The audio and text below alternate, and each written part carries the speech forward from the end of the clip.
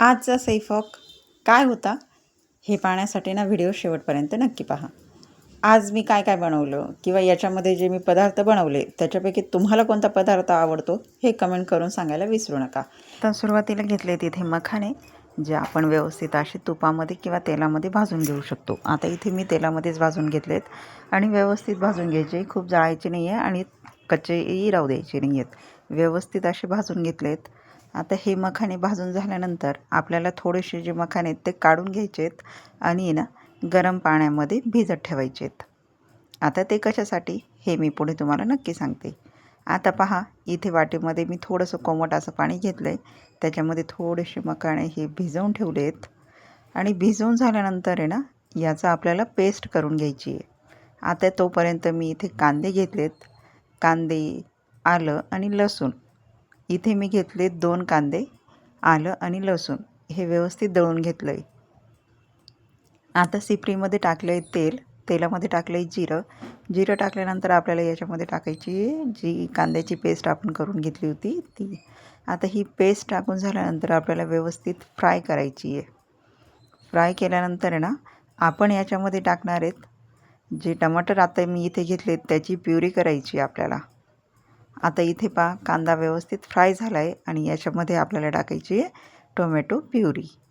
व्यवस्थित म्हणजे हा मसाला व्यवस्थित शिजवून घ्यायचा आहे असं म्हणा किंवा फ्राय करून घ्यायचा आहे असं म्हटलं तरी काय हरकत नाही.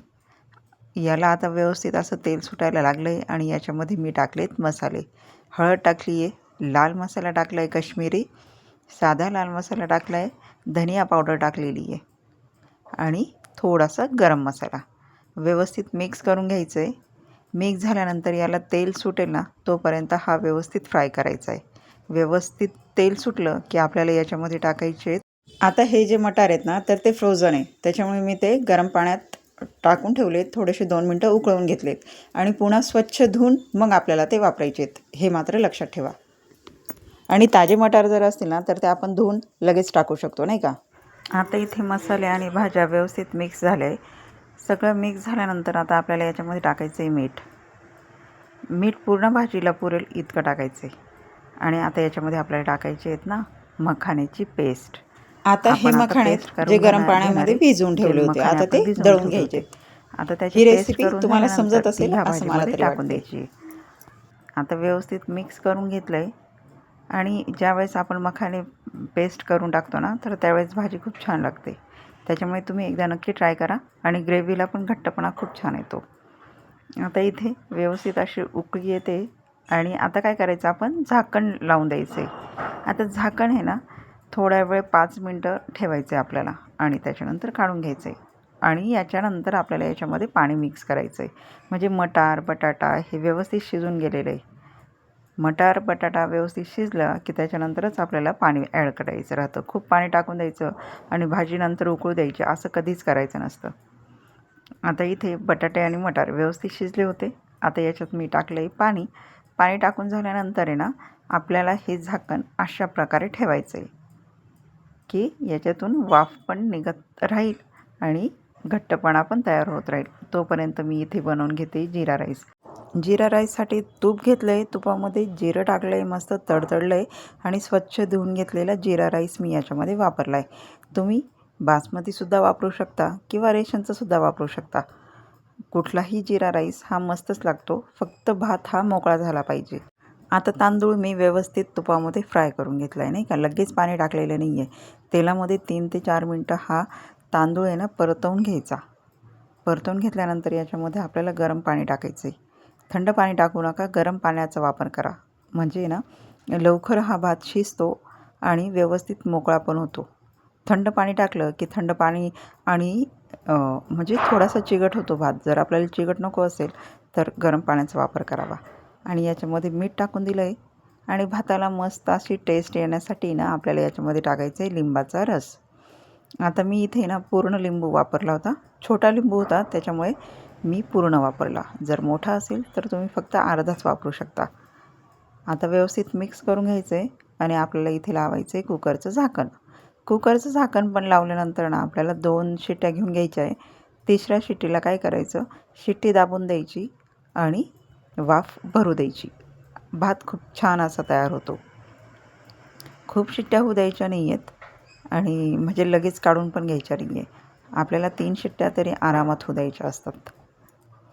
व्यवस्थित असा भात शिजायचा असेल तर आपल्याला तिसऱ्या शिट्टीला दाबून द्यायचं आणि भात वाफेवर होऊ द्यायचा. आता इथे पहा भाजी मस्त अशी तयार झाली आहे. आता भाजी तयार झाल्यानंतर आपल्याला याच्यामध्ये ॲड करायचे आहेत आपण तेलामध्ये परतून जे मखाने ठेवलेले होते ना, आपल्याला ते याच्यामध्ये ॲड करायचे आहेत. आता आपण हे त्याच्यामध्ये ॲड करून देऊया. खूप शिजवायची गरज नसते यांना, कारण जर खूप शिजवले तर मग ते त्याच्यामध्ये एकदम मऊ होऊन जातात आणि मऊ झाले की ते चांगले लागत नाही. त्याच्यामुळेच आपल्याला हे तेलामध्ये किंवा तुपामध्ये परतून फ्राय करून घ्यायचे असतात. आणि टाकल्यानंतर आहे ना 2 मिनटं गॅस चालू ठेवायचा आणि त्याच्यानंतर गॅस बंद करून भाजी झाकून ठेवायची आहे. म्हणजे हे मखाणे खायला खूप छान लागतात. आणि याच्यामध्ये टाकायची मस्त बारीक चिरून घेतलेली कोथिंबीर. आता कोथिंबीर टाकल्यानंतर भाजीचा कलर पहा किती छान दिसतोय. अशी व्यवस्थित भाजी तयार होते आणि तुम्ही नक्की ट्राय करून पहा ही भाजी. आणि ठेवल्यानंतर आहे ना ही भाजी थोडीशी घट्ट होते, कारण आपण याच्यामध्ये मखाण्याची पेस्ट टाकलेली आहे. त्याच्यामुळे भाजीला घट्टपणा हा येतो. त्याच्यामुळे इथे खूप पातळ दिसते भाजी असा काहीही नाही. हे पहा आता एकदम व्यवस्थित ही भाजी होत जाते. घट्टपणासुद्धा खूप छान येतो. ठेवल्यानंतर आपण एखादी भाजी ना घट्ट होते, तशीच ही भाजीसुद्धा आहे.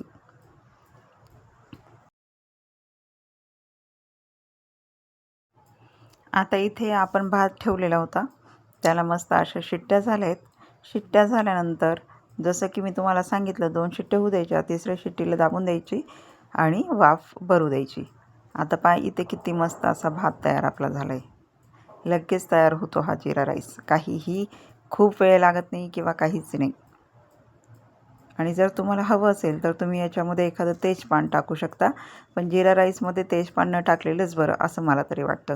कारण जिरा राईसमध्ये फक्त जिरं आणि तूप किंवा तेल व्यवस्थित प्रमाणात पाहिजे, म्हणजे तो भात खूप छान लागतो. आणि याच्यामध्ये आपल्याला टाकून घ्यायची आहे कोथिंबीर.